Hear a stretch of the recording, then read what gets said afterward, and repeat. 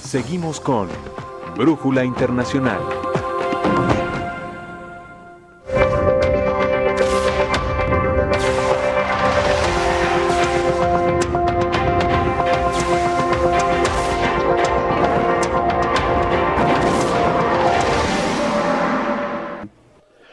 Tenemos invitado hoy al especialista en temas internacionales y sobre todo conocedor del Medio Oriente, César Sabas. Esta situación del Medio Oriente, se habla de un arco chiita que vendría con Irán, expresión en Siria, golpea a Irak, tiene el Hezbollah en el Líbano y ahora una reacción sunita con Arabia Saudita, donde tanto en Siria como en Yemen se ha venido confrontando esas dos fuerzas. ¿Cómo ves tú ese problema y qué solución hay? Bueno, ahorita lo que está viviendo el Medio Oriente ya se ha dicho que es como una especie de guerra fría entre Irán y Arabia Saudita. Sin embargo, es cada vez más caliente. Básicamente es el conflicto sectario del Islam entre chiitas por un lado y sunitas por el otro.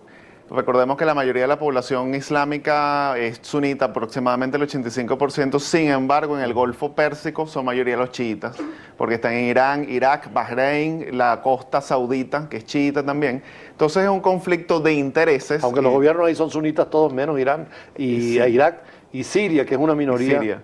Exacto, y eso tiene un punto importante, porque antes Irak era un gobierno sunita, con Saddam Hussein, era una minoría los sunitas, gobernaban a la mayoría chiita. En Siria, la minoría chiita, que son los alawitas de Assad, gobernando a la mayoría. Pero cuando Irak es invadido por Estados Unidos, entonces cambia todo. Ahora Irán se fortalece. Y el próximo problema que va a venir es en Bahrein, que es una monarquía sunita, aliada de Arabia Saudita, con mayoría de la población chiita. Y donde ya ha habido expresión de ayuda militar de los sunitas para evitar la caída del gobierno. Y lo que está pasando en Yemen, ¿cómo explicarlo? Exactamente es lo mismo. ¿Qué sucede con Yemen? Desde el sur del Líbano, pasando por Siria, Irak, Irán y llegando hasta Bahrein, es lo que se conoce como la media luna chiita, un término que acuñó el rey Abdalá II de Jordania. Yemen, que está abajo de Arabia Saudita, tiene un 45% de población chiita y el resto es sunita. Cuando estalla la primavera árabe, los iraníes le van a dar armas a los chiitas. Si Yemen cayera en manos de los chiitas por completo, la media luna abarcaría por completo a rodear toda Arabia Saudita. Por eso Arabia Saudita tiene una actitud tan directa y ha propuesto en la última reunión de la Cumbre Árabe crear un ejército militar formado por sunitas que son los que están golpeando a Irán en Yemen. Por supuesto, ¿qué es lo que están viendo los sauditas? Que los iraníes tienen cada vez más influencia en países vecinos. Irak, prácticamente el ejército iraquí es gobernado por los iraníes, igual en el caso sirio. Entonces los sauditas, que ahora ven que Estados Unidos se retira del Medio Oriente, no pueden permitirse que los iraníes controlen todo el territorio. Tienen que reaccionar y es uniendo a los países sunitas bajo su liderazgo. Ahora, ¿cómo está el respaldo internacional, las potencias occidentales en ese juego? Porque pareciera que Rusia y China están en la línea de los chiitas, mientras que Estados Unidos, Inglaterra y Francia en la línea suní. Y eso complica más el programa.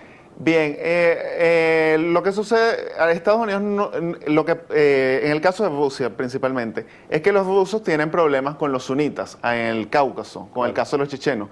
Los rusos no es tanto que son aliados de los iraníes, pero temen que los sunitas, en el caso de los árabes, sean los que terminen consolidando su poder en la región. Y por eso es que apoyan no tanto a los chiitas, sino apoyan a que ninguno tenga el poder absoluto. ¿Qué sucede con las potencias occidentales? Arabia Saudita ejerce una enorme influencia en Estados Unidos y en Europa occidental. Eso hace que cualquier acción que tenga Arabia Saudita en el Medio Oriente, las potencias occidentales, digamos la OTAN, van a apoyar a los sauditas y todo lo que tengan que hacer. ¿Y qué papel juega Turquía en todo esto? Porque frente al polo persa de Irán y el polo sunita de Arabia Saudita, está Turquía al margen, que no es árabe, pero que también es musulmana. Turquía ha tenido una posición bastante particular porque Turquía es sunita. Turquía ha intentado tener una postura neo-otomana. No es persa ni es árabe. No es persa ni es árabe, exacto, son turcos, pero son sunitas. Pero ¿qué sucede con los turcos?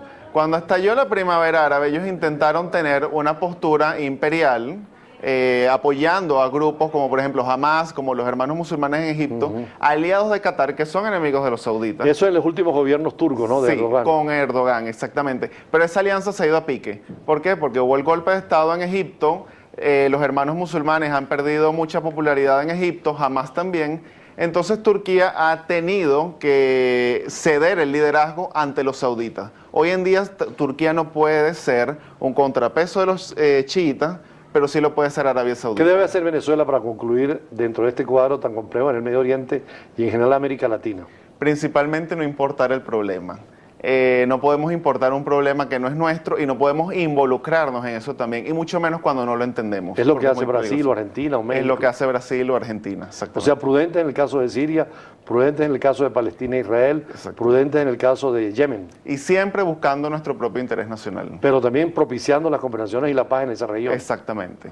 Entonces, finalmente, en estos momentos, los árabes y los persas están en pleno conflicto, pero también la sociedad internacional es imposible encontrar una solución. No, porque es un conflicto. El problema del Medio Oriente es que una solución es la puerta a nuevos conflictos. Entonces ha sido muy problemático el Medio Oriente por eso. Bueno, muchísimas gracias. Muchas Ya habrá gracias tiempo de conversar en abundancia sobre este tema.